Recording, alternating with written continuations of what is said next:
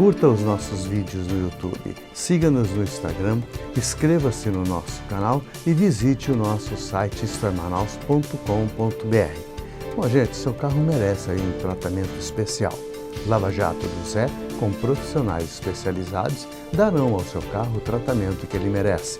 Lavagem completa, aspiração, polimento cristalizado, lavagem interna e, para você esperar, uma sala climatizada com minibar. Mas não é só isso não.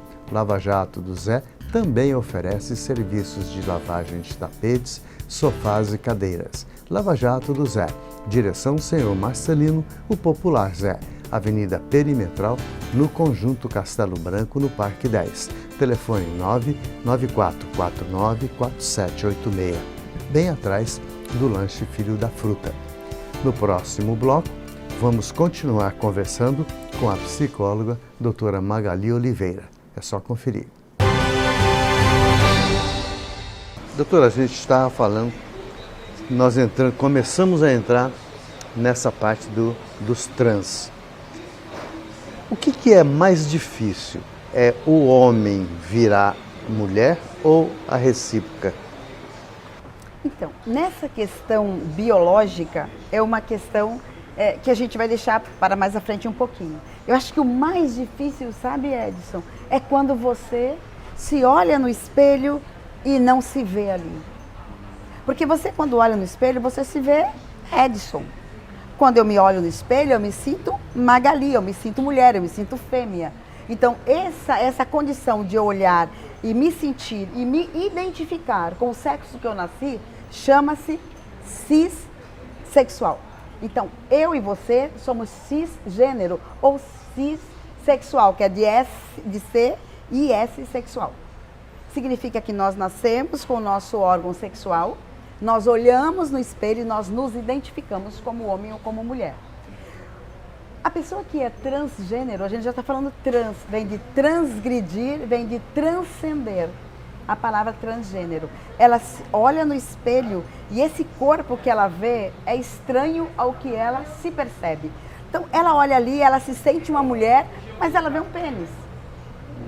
Ou ela se olha no espelho e ela se sente uma mulher e ela vê duas mamas gigantes que incomodam, que é ruim, que faz com que ela não tenha essa identidade. Eu acho que para além da transição, que é quando se muda o sexo, é mais difícil quando você tem a identificação desse lugar. Quando eu olho e não me vejo. E no transexual, além da cirurgia, que geralmente se faz e não são todos que fazem, mas alguns têm a necessidade de fazer, tem a transição psicológica. Né? Por exemplo, nós temos alguns nomes, alguns artistas conhecidos que não fizeram a transição, que não tiraram o seu órgão sexual feminino e tem barba e se identificam como homem e se sentem homem e já tiveram filhos e são chamados de pai. Pois é. Mas tem o órgão sexual feminino. Porém, já conseguiu, tirou as mamas, porque a mama é uma identidade feminina.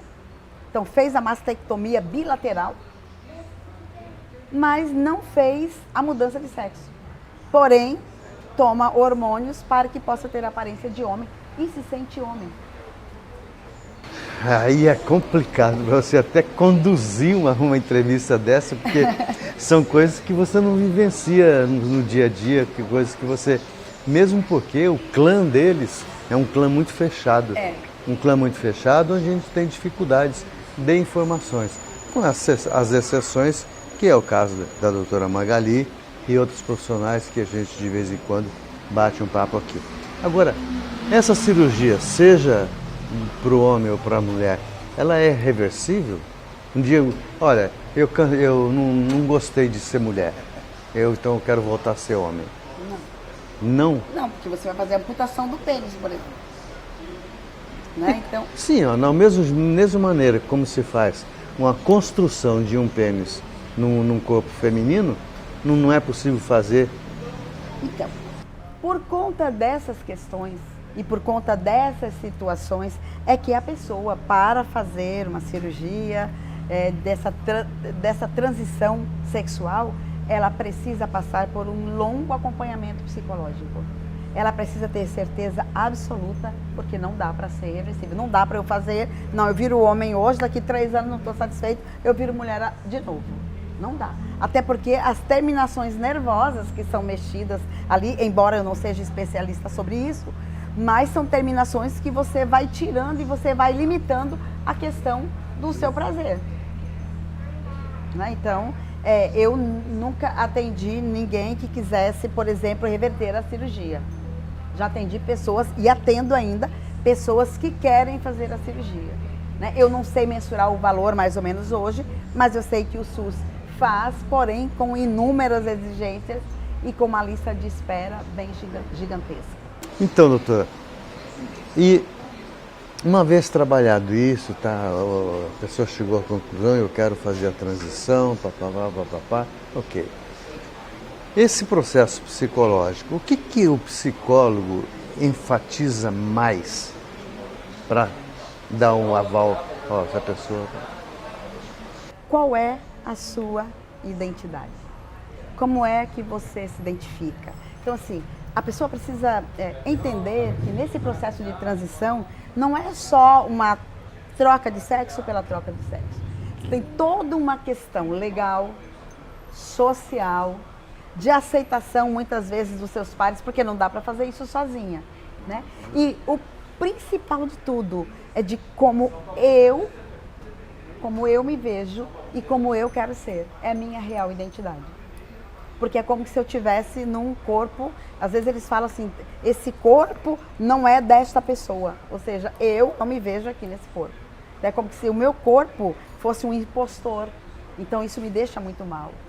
Se eu não gosto de lavar minhas mamas, eu não gosto de lavar meu pênis, eu não gosto de pegar, eu tenho nojo, eu tenho repulsa.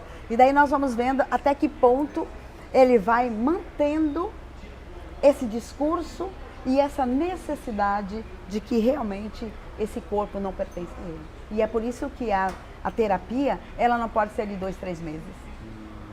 Né? Em média, quanto tempo? Mais de 1 ano para que você possa trabalhar muito bem isso. E até a pessoa mesmo, sabe? Se reconhecer nesse processo e ter a certeza daquilo que quer fazer. A senhora já teve algum paciente que fez a transição e está assim, morta de feliz ou morta de feliz? Não paciente, mas conheço uma única pessoa que fez a transição e a partir dessa transição ela começou a viver. É como se ela olhasse para o mundo, ela se sentisse pertencente ao mundo. Porque aquele corpo não era dela, então ela não pertencia a lugar nenhum. Mas com muitos conflitos em termos de sociais, em termos familiares. Era isso que eu ia te questionar. Como é que a família ficou nessa história? A mãe geralmente é quem aceita com mais facilidade, né? Depois o pai vem, eu falo que é um processo de convencimento, né? A mãe vai, conversa e vai mostrando. Porém, essa pessoa será, na maioria das vezes, ela é sempre apontada.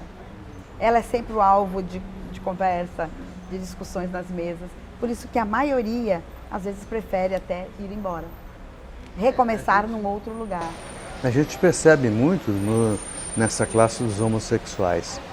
Quando eles envelhecem, eles têm sérios problemas de subsistência, porque não construíram uma família, os pais, por sua vez, também se foram, porque o tempo faz e se encarrega disso, e aí a pessoa vai ficar um velho sozinho, ou uma velha sozinha.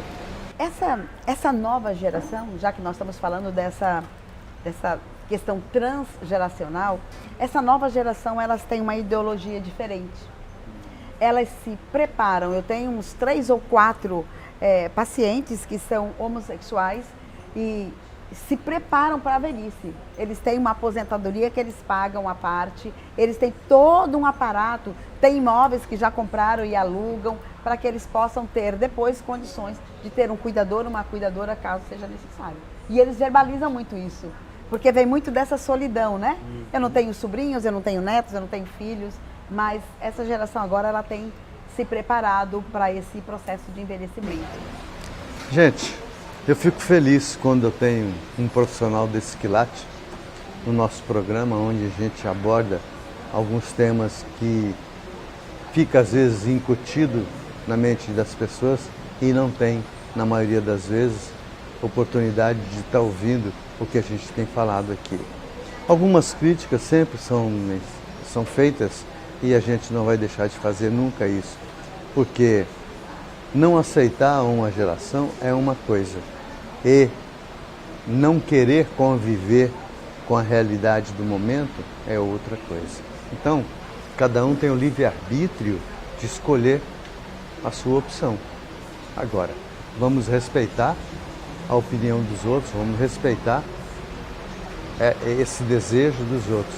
Então, vamos nos dar as mãos, vamos conviver melhor, vamos viver bem com todos, não é só com a classe homossexual, não. Vamos viver com todo mundo, porque nesse mundo cão, você vai botar mais lenha, mais brasa ainda na coisa, vai ficar muito mais difícil. Então, vamos viver bem. Doutora, muitíssimo obrigado pela gentileza de estar conosco.